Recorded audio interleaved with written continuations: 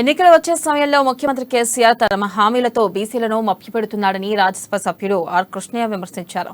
Hyderabad కాచిగూడలో BC సంక్షేమ సంఘం ఏర్పాటు చేసిన సమావేశంలో ఆర్ కృష్ణయ్య పాల్గొన్నారు. కేబినెట్ మీటింగ్ లో బీసీ కులవృత్తులు చేసుకునే వారికి ₹1,00,000 రుణాలు ఇస్తామని సీఎం ప్రకటించారని, ఇది కేవలం ఎన్నికల స్టంట్ అని ఆయన ఎద్దేవా చేశారు. ఇక గత ఎన్నికల సమయంలో ఇదే తరహాలో రుణాలు ఇస్తామని 5 లక్షల మందితో అప్లికేషన్లు తీసుకుని పెండింగ్ లో పెట్టారని మండిపడ్డారు.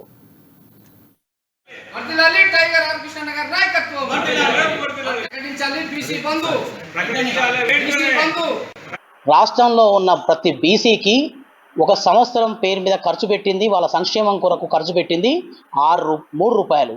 ప్రకటించింది 55,000 కోట్లు అయితే 8 సంవత్సరాల ఖర్చు పెట్టింది 6,000 కోట్లు. 2017లో బీసీ సబ్ ప్లాన్ అన్నారు, బీసీ కార్పొరేషన్లు రుణాలు అన్నారు, వాటికి సొంత భవనాలని చెప్పారు. రకరకాల హామీలు ఇవ్వడం, అంటే ఎలక్షన్లు వస్తే బీసీల ఓటు బ్యాంకు కావాలి కాబట్టి బీసీల ఓట్లను దోచుకోవడం కొరకు ఈసారి ఎలక్షన్లు వస్తున్నాయి కాబట్టి మళ్ళీ కుల వృత్తుల కొరకు ₹1,00,000 మళ్ళీ ఒక కొత్త పథకం. మరి ఆల్రెడీ గడిచిన 8 సంవత్సరాల్లో అప్లై చేసుకున్న దాదాపుగా 5.5 లక్షలు 6 లక్షల మంది బీసీ రుణాల కొరకు అప్లై చేసుకుని ఎదురు చూస్తారు.